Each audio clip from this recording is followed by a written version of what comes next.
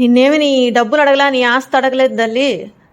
YouTube channel పెట్టాక ఇప్పుడు చూసినా నీ మొహం చూపిస్తూ పాటలు పాడటం కాకుండా మొహంతో పాటు పువ్వులు, నేచర్, ప్రకృతిని, యానిమల్స్ని కూడా చూపించమ్మా. పాపా నువ్వు నాకు పాఠాలు చెప్పమాకమ్మా. పాటలు నువ్వే కాదు మేము పాడతాం న్యాచురల్గా.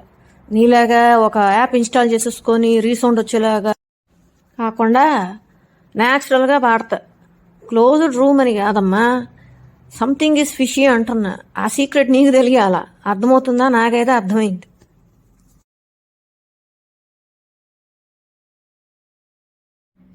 శాస్త్రము అంటే ఏంటి? ఎన్ని శాస్త్రాలు ఉన్నాయి? వేదము అంటే ఏంటి? ఎన్ని వేదాలు ఉన్నాయి? ఉపనిషత్ అంటే ఏంటి?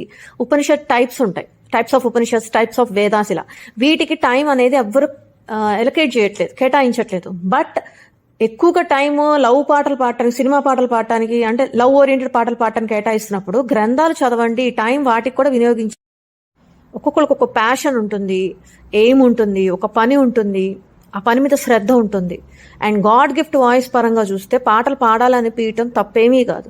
బట్ సినిమానే ప్రపంచం, సినిమా పాటలే ప్రపంచం కాకుండా దేవుని ప్రపంచమైన ఆధ్యాత్మిక విషయాలపై మక్కువ ఉండాలా. గరికపాటి చాగంటి గారి ప్రవచనాలు వింటూ గ్రంథాలు కూడా చదవాలా, దేవుడి పాటలు కూడా పాడాలా. మనకున్న స్వరం అనేది God gift, and that to sweet voice అనేది ఇంకా చెప్పక్కర్లేదు. ఈ గాడ్ గిఫ్ట్ని ఏం చేస్తున్నారంటే చాలా మంది, ఇప్పుడు నీలాంటి వాళ్ళమ్మా, పాప నువ్వు నన్ను అన్నావు కాబట్టి నేను నిన్ను అనాలా. సో దీన్ని సద్వినియోగం చేసుకోవాలా. ఎప్పుడు చూసినా లవ్ సాంగ్స్, సినిమా పాటలే కాకుండా గ్రంథాలు కూడా చదువమ్మా, ఓకేనా?